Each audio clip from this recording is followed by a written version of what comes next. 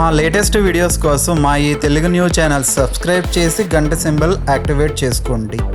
మానవ జీవితంలో డబ్బు ఎంతో ముఖ్యం, అవసరం కూడా. డబ్బు లేకుండా ఇప్పుడు ఉన్న పరిస్థితుల్లో ఏమీ చేయలేరు.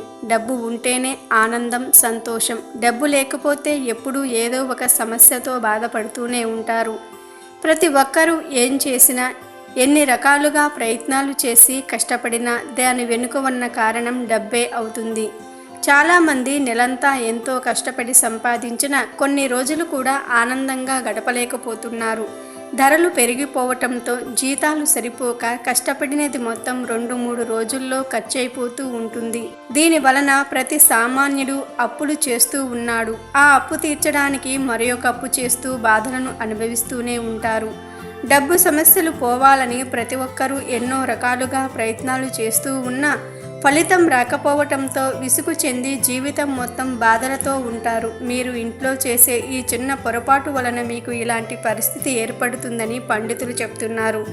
మరి ఆ పొరపాటు ఏమిటో ఈరోజు మనం కూడా తెలుసుకొని దానిని సరిచేసుకొని లక్ష్మీదేవి అనుగ్రహాన్ని పొందుదాం.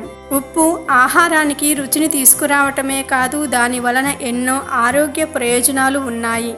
కేవలం ఆరోగ్య ప్రయోజనాలు మాత్రమే కాదు, ఉప్పుకు చెడు శక్తులను తరిమివేయగల శక్తి కూడా ఉంది. అందుకే దిష్టి తగిలినప్పుడు కొంతమంది ఉప్పును ఉపయోగించి దిష్టి తీస్తారు. కొన్ని ఇళ్లల్లో ఉప్పును ప్రతి గదిలోనూ మూలల్లో వేస్తారు. దీని ద్వారా ఎలాంటి ప్రతికూల శక్తులు ఇంట్లో ప్రవేశించలేవు. అయితే ఇన్ని ప్రయోజనాలు ఉన్న ఉప్పును మీరు నిర్లక్ష్యంగా ఎలా చేయటం వలన తప్పకుండా మీరు ఆర్థికంగా ఇతర విషయాలలోనూ చాలా తీవ్రంగా బాధపడతారని పండితులు చెప్తున్నారు.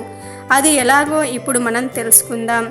అన్నం పెట్టే పళ్ళెంలో లేదా విస్తరిలో ముందుగా ఉప్పును వేయకూడదు. ఉప్పు లక్ష్మీదేవి స్వరూపమే, కానీ ఉప్పును భోజనం ప్లేట్లో ముందు వేస్తే అది ప్రతికూల శక్తిగా మారిపోయి కష్టాలను తెచ్చిపెడుతుంది.